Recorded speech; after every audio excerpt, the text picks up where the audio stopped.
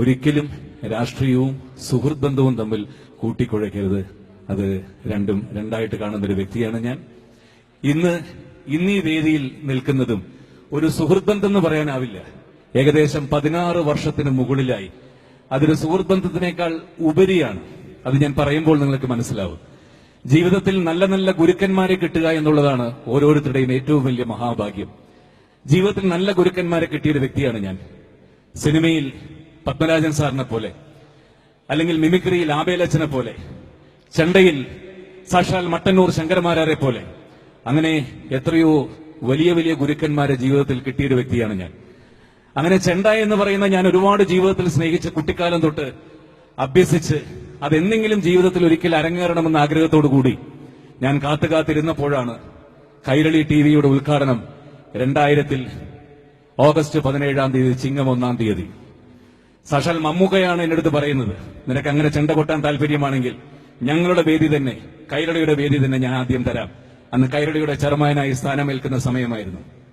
അങ്ങനെ എന്റെ ജീവിതത്തിലെ ഏറ്റവും സന്തോഷപ്രദമായ ഒരു നിമിഷമായിരുന്നു.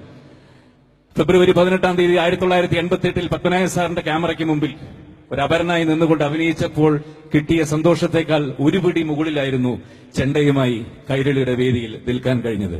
ഞാൻ പറഞ്ഞു വരുന്നത്, കൈരളിയുടെ അന്നത്തെ ഇതേപോലെയുള്ളൊരു വലിയ വേദിയിൽ തിരുവനന്തപുരത്ത് കൊട്ടുന്നതിന് മുമ്പായി, പ്രോഗ്രാമിന് തൊട്ടു മുമ്പായിട്ട് അവസാന റിഹേഴ്സലിന് വേണ്ടി ഞാൻ ആദ്യമായിട്ട് സ്റ്റേജ് തൊട്ട് വന്നിച്ചുകൊണ്ട് കയറി നിന്ന് ചെണ്ടക്കോലെടുത്ത് ആദ്യത്തെ കൊട്ടുകൊട്ടിയപ്പോൾ എന്റെ കയ്യിൽ നിന്നും കോല് തട്ടിത്തെറിച്ച് ദൂരെ ഒരു സ്ഥലത്ത് പോയി വീണു.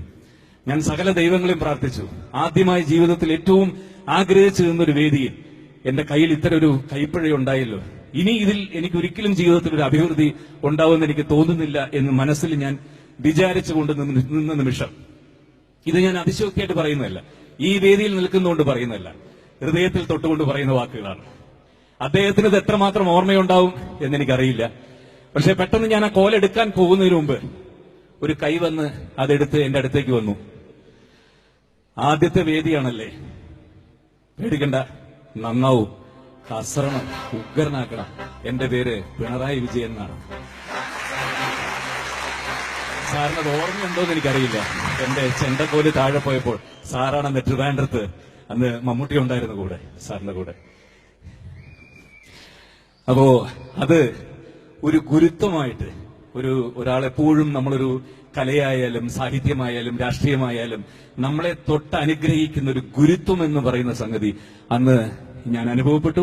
അതിനുശേഷം എനിക്ക് എത്രയോ ഗുരുക്കന്മാരെ കിട്ടി ചെണ്ടയിൽ. ഇന്ന് മട്ടന്നൂർ ശങ്കരമാരാരെ പോലെയും അല്ലെങ്കിൽ പെരുമരം കുട്ടന്മാരാരെ പോലെയുള്ള കേരളത്തിലെ ഏറ്റവും പ്രഗത്ഭരായ വ്യക്തികളുടെ കൂടെ 2.5 മണിക്കൂർ 3 മണിക്കൂർ നിന്ന് പഞ്ചാരിയിലും പാണ്ടിയിലും എത്രത്തോളം കൊട്ടിക്കയറാമോ എനിക്കിപ്പോൾ സാധിക്കുന്നുണ്ട്. ഒരുപക്ഷെ അന്നത്തെ ഗുരുത്വമായിരിക്കാം.